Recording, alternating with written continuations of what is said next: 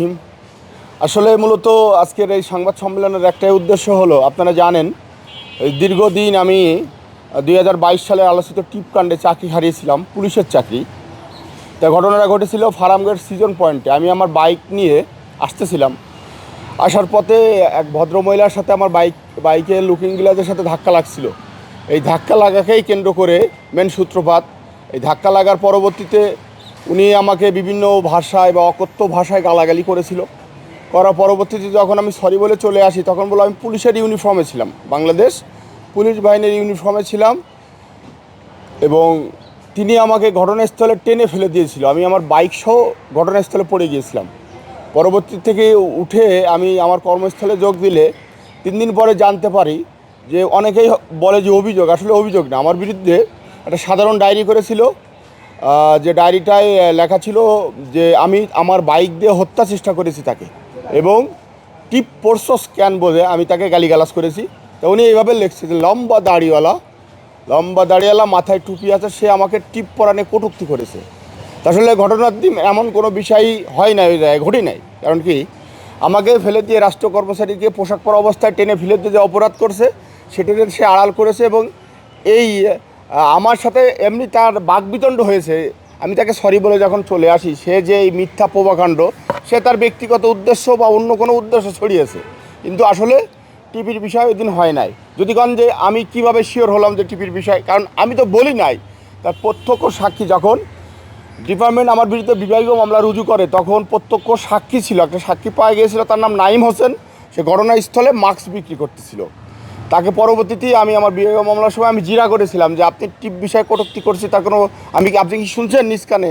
সে ছেলেটা বলছিল যে না, টিপ বিষয়ে আমি কিছু বলি না, এটা সত্য, কিন্তু আমাকে ফেলে দিয়ে সেটা সে দেখছে। তার মানে কি, প্রত্যক্ষ সাক্ষীও বলছে যে আমি টিপ বিষয় কটূক্তি করি নাই। তারপরেও কি এক অদৃশ্য কারণে আমাকে ফ্যাসিবাদের আমলে চাকরিচ্যুত করা হলো।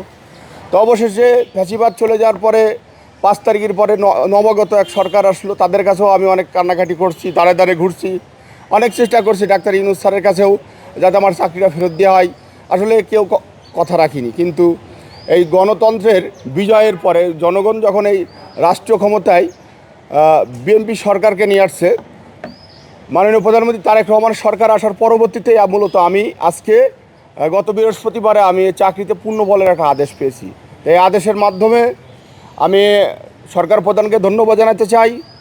আর অবিলম্বে যাতে এই আদেশটাকে কার্যকর করা হয়, এর জন্য আমি মাননীয় স্বরাষ্ট্রমন্ত্রী স্যার এবং আমাদের পুলিশের আইজি স্যারকে দৃষ্টি আকর্ষণ করব যে আমি আসলে মজলুম। আমি দীর্ঘদিন ধরে অসত্য, আমার এই জীবিকার জন্য আমাকে রিক্সা চালাতে হয়েছে, ভ্যান চালানো হয়েছে, কৃষিকাজ করছি, ইভেন বর্তমানে ঢাকাতে আমি এক কোম্পানির পার্সোনাল ড্রাইভার হিসেবে কর্মরত আছি। এবং আপনারা জানেন যে ওই ঘটনার দিন আমার 1 মাসের একটা বাচ্চা সন্তান ছিল। তাহলে ভাগ্যের কি নির্মম পরিহাস যে আমাকে সেই 1 মাসের বাচ্চা সহ প্রেস ক্লাবে আমার চাকরি ফিরে পাওয়ার আকুল আবেদন এবং প্রেস ক্লাবে বসে এই দাবি জানাতে হয়েছিল। এটা খুবই দুঃখজনক। এবং আপনারা জানেন আমি দীর্ঘদিন থেকে বলে আসছি যে আমি টিপ পরা নিয়ে তাকে কোনো কিছু বলে নাই, এবং পরবর্তীতে প্রমাণ হলো যে আমি কিছুই বলি নাই। কিন্তু দীর্ঘ 4টা বছর আমার লাইফের থেকে যে সোনালি দিনগুলো কেড়ে নেওয়া হলো, এই যে বিনা বিচারে। আর ফ্যাসিবাদ সরকার, আমি বারবার বলেছি যে ঘটনার দিন আমি তাকে বলি নাই, কিন্তু তারপরেও ফ্যাসিবাদ সরকার আমাকে জোর করে চাকরিচ্যুত করেছে। প্লাস রহিম আক্তার লাখি, এডিশনাল এসপি রহিম আক্তার লাখি স্যার, তিনি অবৈধ আদেশ দিয়েছিল, এবং তিনি বিভাগীয় মামলার পরে তদন্ত রিপোর্ট, ফাইন্ডিং রিপোর্ট দিয়েছিল যে ভিডিও ফুটেজ দ্বারা প্রমাণ হয় আমি অপরাধী। কোন ভিডিও ফুটেজ? তা আমি তাকে চ্যালেঞ্জ করেছিলাম যে ঘটনার কোনো ভিডিও ফুটেজ তো নাই, তাহলে ঘটনার ভিডিও ফুটেজ দেন। সে আমি যে বাইকে যাচ্ছি, আমি আমার বৈধ বাইকে যখন যাইতেছিলাম তখন একটা সিসি ফুটেজ আসছিল। আবার অনেকেই, আমি ওই দিন আমি ক্লিয়ার করি, অনেকেই এটা বলা বলি করে যে সঙ্গে আমার বউ ছিল, আমার প্রেগনেন্ট বউ নিয়ে আমি কারো মিথ্যে। আসলে ঘটনার দিন আমার বাজারের ব্যাগ ছিল, আমি রেশন তোলার জন্য রাজারবাগ পুলিশ লাইনে যেতেছিলাম, এবং এই ঘটনার দিন আমার ওয়াইফ আমার পিছনে ছিল না। অনেক টিভি চ্যানেল নিউজ করেছিল যে আমার পিছনে ছিল, আসলে ওইভাবে না। আমি রেশন তোলার জন্য আমার রেশনের ব্যাগ ছিল, আর ব্যাগকে কেউ যদি বাজারের বউ হিসেবে উপস্থাপন করে, খুবই দুঃখজনক। তা আমি মূলত আজকের এই সংবাদ সম্মেলনের উদ্দেশ্য একটাই, যে আমি ন্যায় বিচার পেয়েছি, এবং মাননীয় প্রধানমন্ত্রী তারেক রহমান ক্ষমতায় আসার পরবর্তীতেই এই বিচার বিভাগ স্বাধীন হওয়ার প্রেক্ষিতেই মূলত আমি আমার দীর্ঘদিনের কাঙ্ক্ষিত যে স্বপ্ন, আমি বারবার বলেছিলাম যে দেখেন আমি নির্দোষ, আমাকে ষড়যন্ত্র স্বীকার করা হয়েছে এবং আমাদের গ্রামগঞ্জে একটা সরকারি চাকরি, বিশেষ করে সেনাবাহিনী, পুলিশ বাহিনী, সবার বলে একটা স্বপ্ন থাকে এবং পুলিশ বাহিনীর চাকরি করে দেশের জনগণের জন্য যাতে আমরা কিছু করতে পারি। এবং দীর্ঘদিন চাকরি করেছি সুনামের সহিত, এবং এই মিথ্যা প্রোপাগান্ড দিয়ে যে আমার লাইফ থেকে 4টা বছর যে কেড়ে নিল, আপনাদের মাধ্যমে আমি এর বিচার চাইতেছি এবং আপনাদের মাধ্যমে মাননীয় প্রধানমন্ত্রীকে আবারও আমি ধন্যবাদ জানাতে চাই। তিনি হয়তোবা ক্ষমতায় না আসলে এই বিচার বিভাগ স্বাধীন হতো না, আর এই বিচার বিভাগ স্বাধীন না হলে আমি কখনোই আমার যে ন্যায্য দাবি এবং ন্যায্য অধিকার ফিরে পেতাম না। এখন আপনাদের যদি কোনো প্রশ্ন থাকে করতে পারেন। আচ্ছা, এই যে আপনার বিরুদ্ধে যিনি অভিযোগ করলেন, কেন আসলে এতদিন সেই বিচারটি পাননি আওয়ামী লীগ সরকার থাকা অবস্থায়, এবং যিনি এই অভিযোগ আপনার বিরুদ্ধে করলেন তার বিরুদ্ধে আপনি এখন কি আইনগতভাবে ব্যবস্থা নেবেন? আসলে 5 তারিখের পরে আপনারা জানেন যে আমি একটা মামলা করেছিলাম। মামলাটা তৎকালীন যারা টিপ পরে পরে ফেসবুকে ছবি দিয়েছিল, যেরকম সাজু খাজে মানিসুর রহমান মিলন, তারপরে দেখবেন জাতীয় সংসদে সুবর্ণ মোস্তফা সংসদ সদস্য, উনি বলো 2 রোজাই ঘটনা, উনি সংসদে যেভাবে আমাকে নেগেটিভভাবে উপস্থাপন করেছিল, এর জন্য আসলে আমার খুবই কষ্ট হয়েছে। এবং শুধু সে আমাকে না, সে আমার মাধ্যমে বাংলাদেশ পুলিশের ভাবমূর্তি নষ্ট করেছে বহির্বিশ্বে। তা আমার এই রায়ের মাধ্যমে আমি মনে করি বাংলাদেশ পুলিশ বাহিনী নিয়ে যে মিথ্যাচার করা হয়েছিল, আমাকে নিয়ে যে গীবত করা হয়েছিল, অবশ্যই আমি মনে করি এই রায়ের মাধ্যমে বাংলাদেশ পুলিশ বাহিনীর মান সম্মান ফিরে আসবে। এবং যারা তৎকালীন যে মিথ্যা অভিযোগ করেছিল তাদের বিরুদ্ধে অলরেডি একটা মানহানি মামলা চলমান আছে, এবং সামনে চাকরিতে যোগদান করার পরবর্তীতে যে তদন্তকারী কর্মকর্তা রহিম আক্তার লাকি যে মিথ্যা প্রতিবেদন দিল, এর বিরুদ্ধে ব্যবস্থা গ্রহণ করবো ইনশাল্লাহ। আচ্ছা, আওয়ামী লীগ সরকার আমলে যেহেতু আপনি এই আপনাদের যতটুকু হয়েছে, সেক্ষেত্রে আওয়ামী লীগ সরকার তো বিভিন্নভাবে করেছে। তো আওয়ামী লীগ সরকার যাওয়ার পর অন্তর্বর্তী সরকার আমলে আপনি কেন আপনার এই যে সঠিক বিচারটা পান? আসলে ফ্যাসিবাদ তো দীর্ঘদিন ধরেই অবৈধ আদেশ, অবৈধভাবেই ক্ষমতায় ছিল, জনগণের ভোটবিহীন, তারা জোর করেই কুক্ষিগত করছিল সরকার ক্ষমতায়।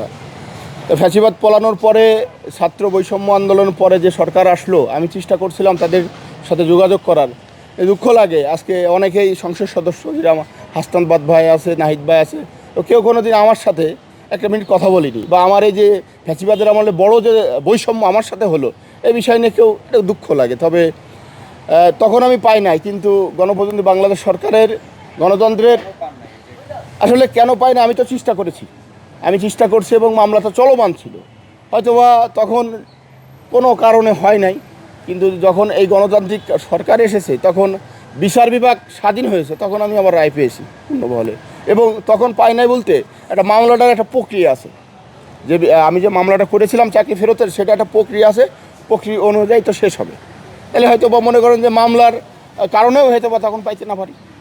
ঠিক আছে, আর কোনো কিছু প্রশ্ন কারোর? জি, আপনার সাথে যে কোনো অনাকাঙ্ক্ষিত ঘটনা ঘটেছে, সেটা অন্যদিক থেকে যেহেতু আপনি ইসলামী লেবার আছেন, তারই প্রতি আছেন, এই দিক থেকে কোনো সুবিধা করার জন্য কি এই ঘটনাটা ঘটেছে? আসলে মূলত তৎকালীন ফ্যাসিবাদ সরকার, আমরা একটা জিনিস দেখেছি গভীরভাবে, যে মূলত আসলে দাড়ি টুপি থাকাকে কেন্দ্র করে বলে আমাকে চাকরিচ্যুত করা হয়েছে। আর আপনারা দেখেন লতা সমদ্দার বারবার বলছে, যিনিটা উল্লেখ করেছে যে লম্বা দাড়িওয়ালা, তার মানে কি, তার মেন টার্গেট হলো দাড়ি, তাই না? কারণ আপনারা জানেন যে আসলে আমাদের দাড়ি টুপি নিয়ে যদি কেউ কটূক্তি করে, খুবই দুঃখজনক। এবং এই দাড়ি টুপি মেন ইস্যু, এবং সরকার দাড়ি টুপির উপরে ভর করে আমাকে চাকরিচ্যুত করছিল। কারণ দেখেন, তদন্ত কোথায় আমাকে অপরাধ প্রমাণ করতে পারেনি, এক হিসেবে জোর করে এই দাড়ি টুপি থাকার কারণে আমাকে চাকরিচ্যুত করা হলো। আর কোনো প্রশ্ন কাউকে? আচ্ছা, সর্বশেষ প্রশ্ন, যেহেতু আপনি চাকরিচ্যুত হয়েছিলেন, আবার চাকরি ফিরে পাচ্ছেন, তো সেক্ষেত্রে এখন তার কিন্তু কোনো আপনি অ্যাকশন যাবেন কিনা বা তাদের ব্যাপারে? আসলে মূলত তার বিরুদ্ধে তো অলরেডি মামলা চলমান আছে, এবং আমি বাংলাদেশ পুলিশ বাহিনীতে সরকারকে ধন্যবাদ জানাতে চাই, এবং মাননীয় আইজি স্যার এবং ষষ্ঠপন্থী দ্রুত ব্যবস্থা নেবে যাতে আমি পোশাকটা গায়ে দিতে পারি, এবং গায়ে দেওয়ার পরবর্তীতে ইনশাল্লাহ তাদের বিরুদ্ধে যে মামলা চলমান থাকবে, এবং নতুন কিছু যেরকম রহিম আক্তার লাকি, সে যে এডিশনাল এসপি যে মিথ্যা প্রতিবেদন দিয়েছিল, তার বিরুদ্ধে আইনগত ব্যবস্থা গ্রহণ করা হবে ইনশাল্লাহ। তবে এই আইনগত মানে আমার যে মামলাগুলো বা আইনগত যে ব্যবস্থা এটা চলবে যতদিন আমি ওইটাও ন্যায় বিচার না পাই। ধন্যবাদ সবাইকে, ভালো থাকেন।